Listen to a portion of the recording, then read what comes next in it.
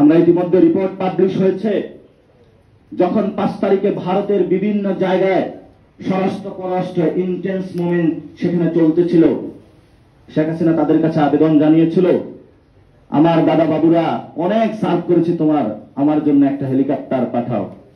দাদা বাবুরা বলল, কি সার্ভ করেছ, নিজের ক্ষমতায় তো থাকতে পারতেছেন না, আমি অন্য কাউকে খুঁজে নিব, ন্যাশনালিস্ট ব্যানারের আড়ালে তোমার লাগবে না, তো আমি তোমার জন্য হেলিকপ্টার পাঠাইতে পারবো না।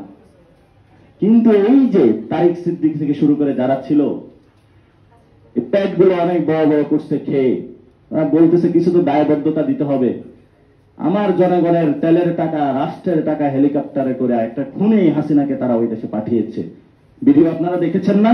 এগুলো কি বাংলাদেশের মানুষের মনোমগজ থেকে মুছে যাবে? আমরা ইতিহাস বলি নাই। এখন আমাদের সামনে ভয় দেখানো হচ্ছে যে তোমাদেরকে মেরে ফেলবো, আর আমরা তো মরেই গেছি, কিভাবে মারবেন?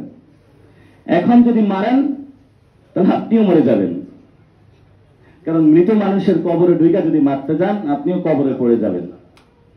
এজন্য বলবো, অস্ত্র যেমন আছে আপনার কাছে, মাথায় কিছু সংবিধান, স্টেট, এই বিষয়গুলো নিয়ে নিজেদেরকে এখনো সময় আছে, নিজেদের মধ্যে জাগরণ তৈরি করেন। এই যে ব্যবসায়ী ভাইয়েরা কত কষ্ট করে শেখ হাসিনার